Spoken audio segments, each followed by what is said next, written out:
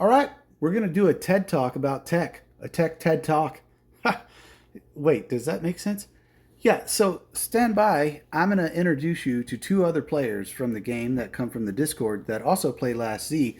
We have a lot of things to talk about regarding tech, and you're going to get to hear this. Different opinions, different methods. Yeah, so AR, it's controversial. It's one of those things where, like, no, do AR first. No, do some combat first. What's your take on that, Master Asia? See, that all depends on the play style that you want to have. If you're more passive, you got a good alliance that's going to carry you. Fine, go full AR. In the long game, yeah, AR has its benefits. The double chest and all that. You're going to start racking up badges and things like that. When you finish that, then your progression, it might be a little quicker, just because you have a constant influx of badges. But you're going to get to a point regardless where you're going to have to spend some money with that discounter event if you really want to make any serious waves. Sure, sure, and it's expensive as fuck to do AR. Yeah, the last one being 20.2 or 20.1 K badges just for the double chest. Yeah. Which, how many chests do you have to unlock? How many weeks must you go before you start breaking even? So, like we talked about, not counting the 20 or 20 in Event King before that. So sure, and like we talked about earlier, my thing was just to unlock those 9 chests and move on to combat. Demon, what do you think? Oh, by the way, guys, this is Master Asia. He's in like one server, maybe 3. This dude's got like 45 accounts. Demon Ascends is one of our Discord members as well. Demon, what's your thoughts on the AR? Uh, I think more or less AR. If you're going out to be more combative in a fighter, I don't think alliance recognition is really a high priority. Like if you want to take the time and you want to unlock maybe just the premium rewards, and you want to stop right there because you're not going to be saving up a lot of your materials. You're going to want to get stronger. You're going to want to fight. You want to go out. You're not going to be focused on, I'm going to hold all this resource just for building a structure. You're going to waste your time. It's going to be pointless. But if you're going to be the piggyback for your alliance and just cap them points during versus times, AR is a good tree for you to focus on. But if you're going to be the centerfold for your alliance during versus and combat and canyon and SVS, here we'll even say in season 2, you got glory wars. You're going to waste your time. Yeah. You're going to waste all your badges when you can put them in a combat tree and be more useful where you're going to play. That's where my head works. And one of the things that we talked about earlier before I hit record on this video is spread it around, spread that love a little bit, right? You can do a little bit of the AR here and there, but right. Like go ahead and hit elite troops, hit hero training. Those are fantastic. Max those out, and then hit military strategies, which that has some HP down at the very end of it. So that's a good one. Then where we were kind of like trying to figure out what's the best path between siege to siege and peace shield. According to Master Asia, siege to siege it's fairly cheap, so you might want to focus on that. There's a lot of good shit in there to do. It's not so expensive. Plus, you get the HP boost from recharge shield, which you also get in peace shield, right? So that's the HP boost is phenomenal. So what are y'all like? If you had to do it over again, what are you thinking you're going to do? Well, you said max out hero training. Yep. I won't agree necessarily with that one. Okay. The extra attack is nice at the end, but I don't see it as necessary. It's cheap. It's relatively quick. Fine. Okay. But I wouldn't consider it a priority. I think you get to cockpit, you're good for the time being. Military strategies. Knock that out. Now, I run one kind of troop. It works for me to not finish the whole tree. That being said, once I start throwing some other troops in there, I'll max it out. Again, military strategies is cheap. Military strategies isn't pricey. It's one that anybody can do. You need to start working on it anyways to unlock Siege to Siege and Peace Shield to begin with. It's 45% on military strat, right? Something like that. I think it's 45 to unlock one of them. And then the percentage is a little different for the other one. 45% on military strategies to unlock Peace Shield. It's Peace Shield. Okay, so not Siege to Siege. I got you. I think it's Siege to Siege. I think Peace Shield is a little bit more. I think it's like 50 or 55. Okay. I do have a screenshot of that, not available currently, but it is on one of my videos on the thumbnail. So you can go look at that, and it shows you the breakdown of how to unlock, the different trees and what you need to get. Now I know. Yeah, I think. Kind of what we're talking about with the alliance recognition. A lot of people focus as well on the fully armed alliance. Not as important. Not as vital. It's good on buster days, especially if once you get to the end. You're talking about Annihilation. Yeah, everyone wants Annihilation, 20 out of 20. You get down to move out, and you max that out. You're looking at 500 extra troops in your formation. It's nice. It is not necessary. No, I would think that's especially in a season 1, season 2 scenario. I wouldn't want to spend badges there. Yeah, it's a luxury. Yeah. And unless you're a whale and you've unlocked everything and you're past T10s and working on the additional branches that come after that, it's not necessary at all. Part of what the channel caters to is the free to play and the low spenders. So this is the talk that we're having right now. We're not whales. We don't claim to be, and nor does our wallet say that we are. So 100%. We just kind of go through this and do the best we can with what we have. And I think it's honestly, I'm having more fun doing it. I mean, I welled up in the previous game like this, and I look back on it and I'm like, damn it, man. That's a decent used car that I spent in 5 years. I could have just bought a car, but I didn't, and I decided to play a phone game. So I'm taking a chill on this one, and and I think it's working out, right? The walls are thick. People can hit on them. It's easy fucking versus points for me, dude. Like it's a trap account. It's not a secret. Everybody knows it. It's all over fucking YouTube. It's a trap account. You're going to see a level 27, level 28, and you're going to be like, just go hit it. Well, even the T10s are like, God damn, man, what the hell happened? And and the reason why I'm saying that in this conversation is because of the tech and the heroes, right? They're conjoined.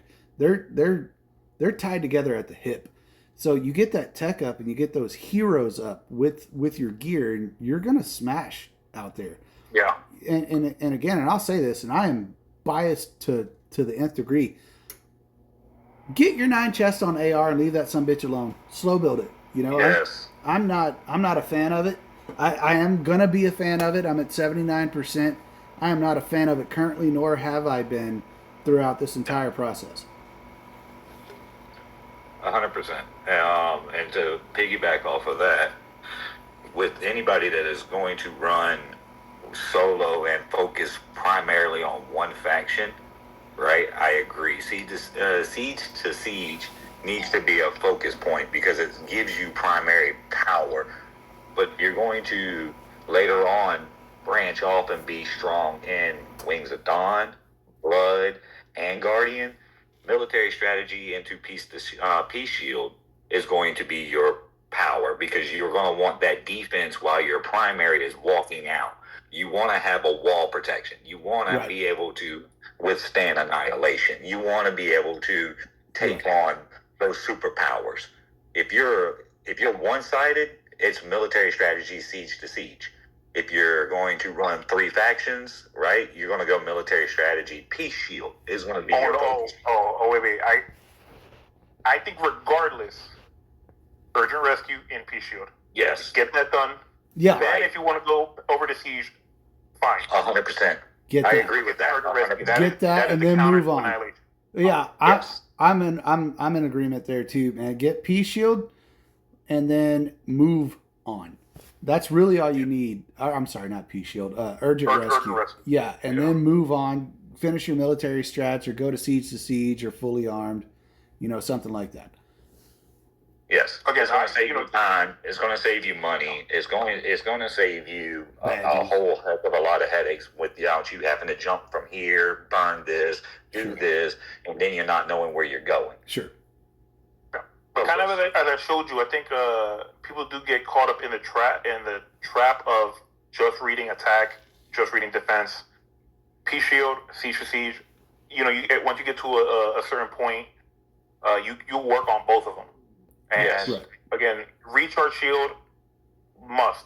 You finish military strategy, you get a 10% boost on your HP, or 15% from military strategies. You do P Shield, again, the second to last row, those are 2 20 node sections. Mm-hmm. Finishing that is a luxury.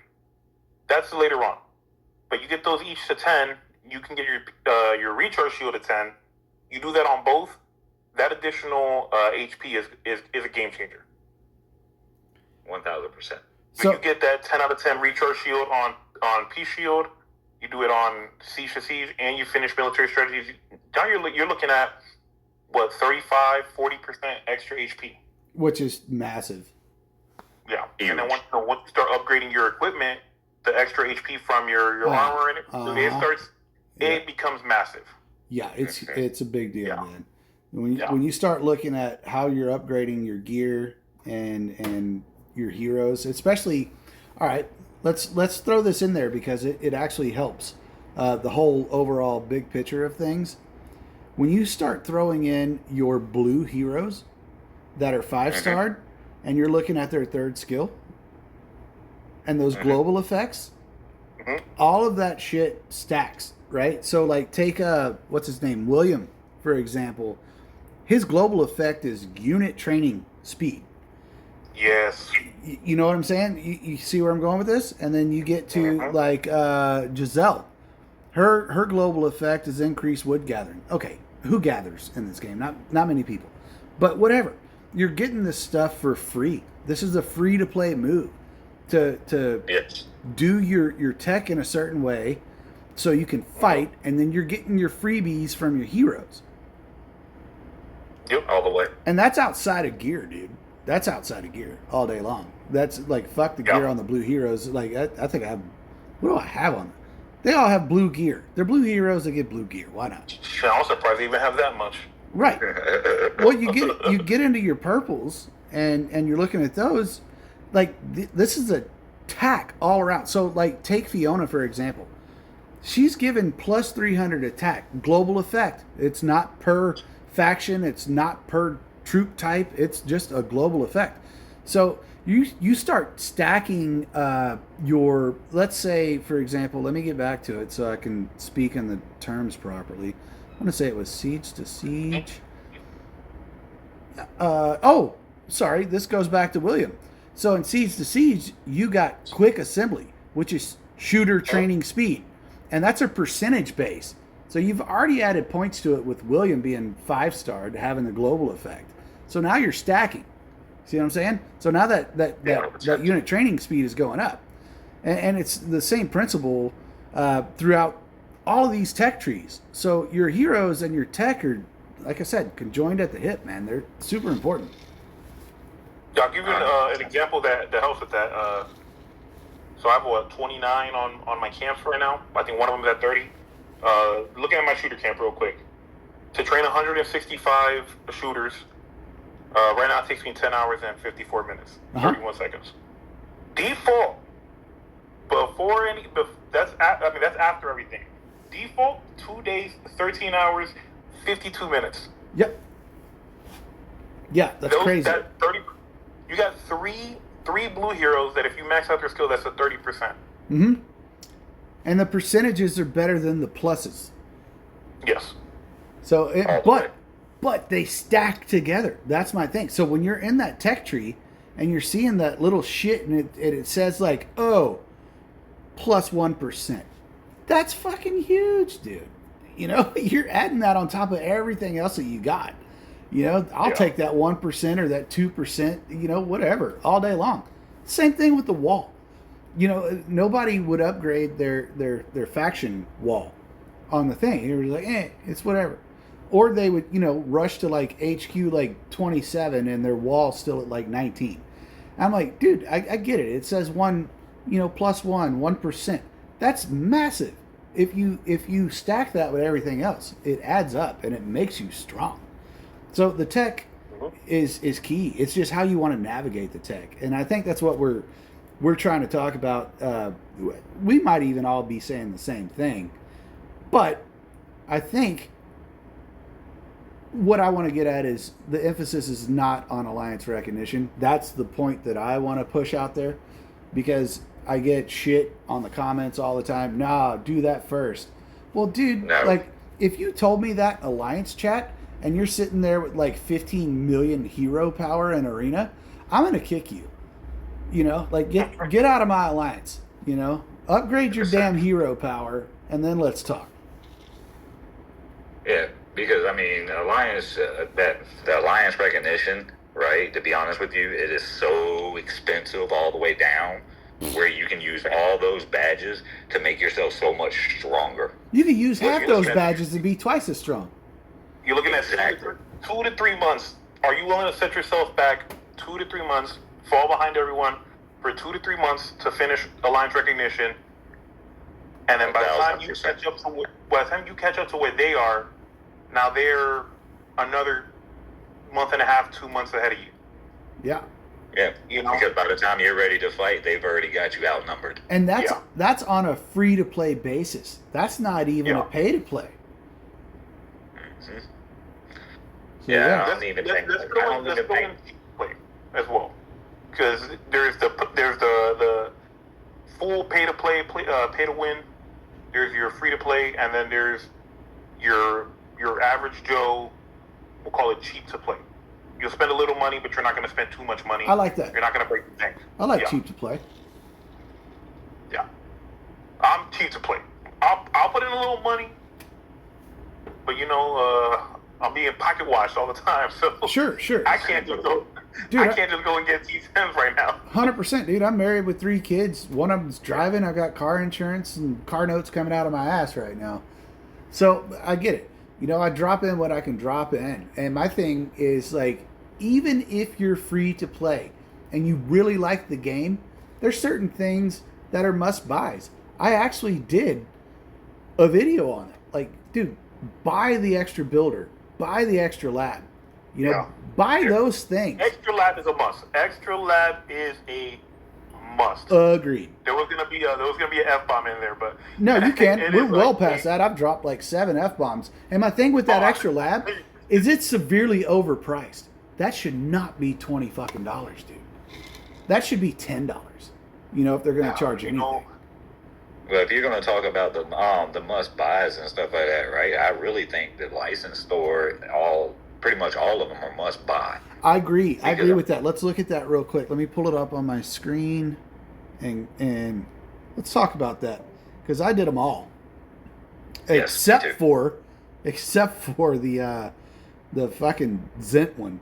I don't think that one's worth it. Yeah, I don't think for $50 you don't even get diamonds. Come on, man. It's $50 and it takes forever to cap. So if you know, I capped pretty early into reset. We're now going on 4 hours. I was capped about 2 hours ago. I'd still be farming right now. Trying to max Zent. Yeah. Well, because it spreads everything out. Yeah. So your how much food, how much wood you get is now the amount is dropped down because you're collecting Zent as well. Yes, sir. Yes, sir. And at the end, you're going to cap out on everything else. You're still going to be trying to cap out on that. So to conclude the license, I would say stop at a unlock lab number 2. That's where I would say, like, don't go past that. I don't think the $50 for the Zens plunder is worth it in any sense, because I'll case in point myself.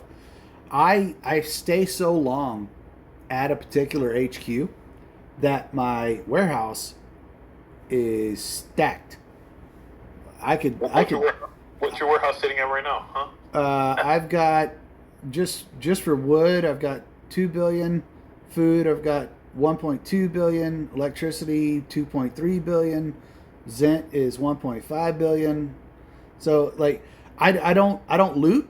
I don't do anything. I just collect from the farms I call them mills that are inside the base. You know, your windmill and all the other structures in there. And then, whatever the radar gives you and your dailies give you, and trucks and whatever. So I don't need to loot, and because I don't need to upgrade my HQ. What does that tell people? Oh, they see a level 30 HQ. Okay, but what does that mean? That's me. I burn HQs that are level 30 all the time with one damn tank.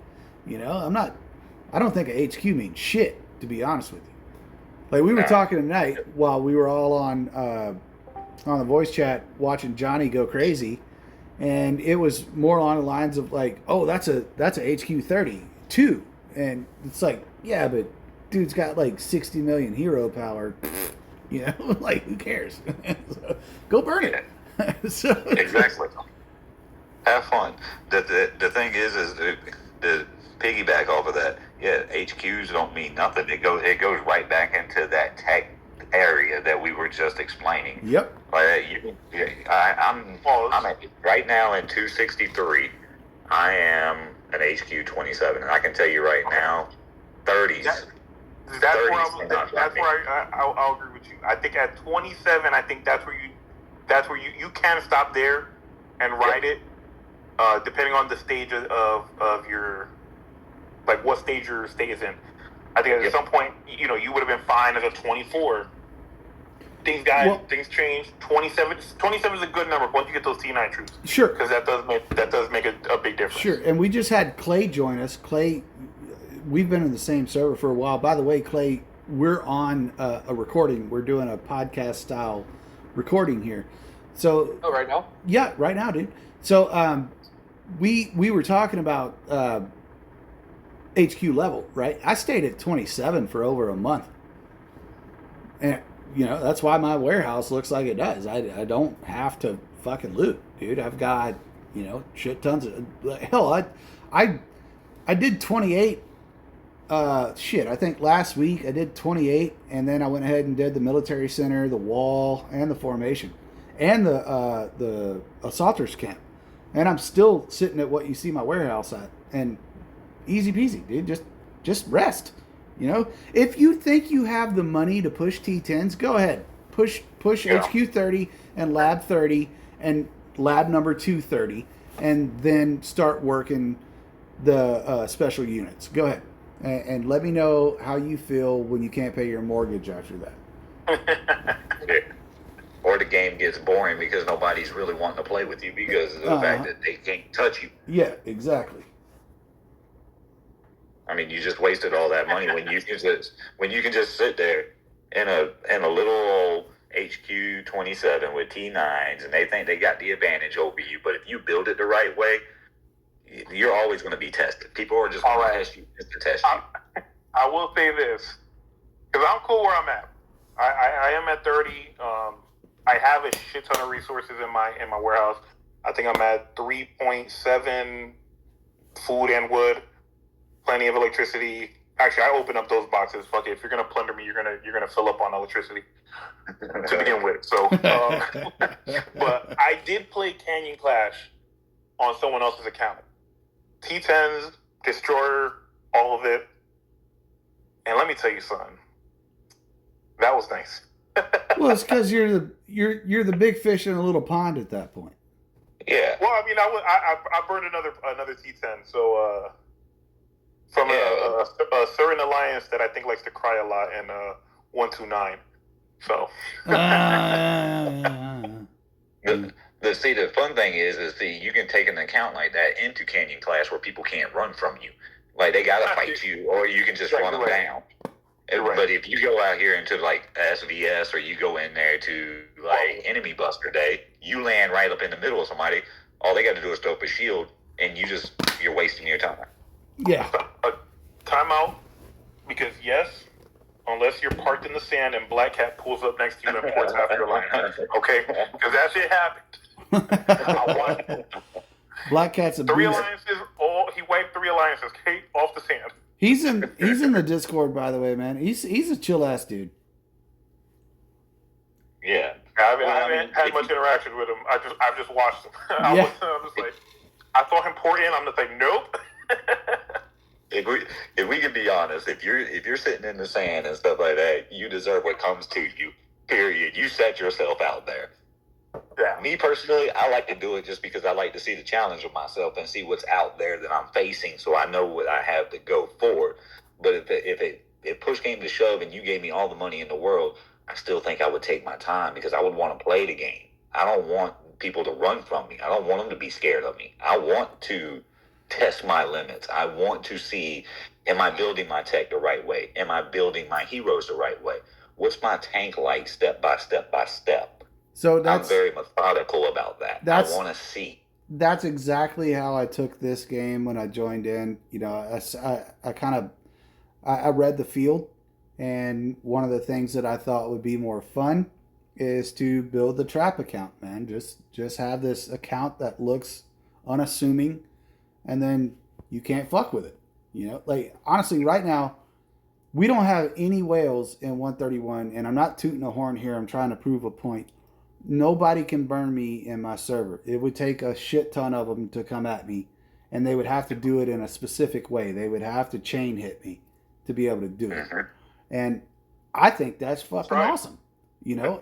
But like at the end of the day, like I can't, like on Buster Day, not Buster Day, what do we have? A purge. We do a purge? Yes. I don't loot on that because I'll TP over there, and then, you know, next thing you know, you got the other big dogs that are just like, oh, you come do that to me kind of shit. We got whiny babies in our server. And so, you know, it's just like, dude, I can't burn you. You can't burn me. What the fuck are we even talking about here, you know? So it gets to that point. But let me end on that note and say I appreciate you guys joining in. Clay, I know you said like, oh, am I on recording? I know that's all you got. Do you have anything you want to add in?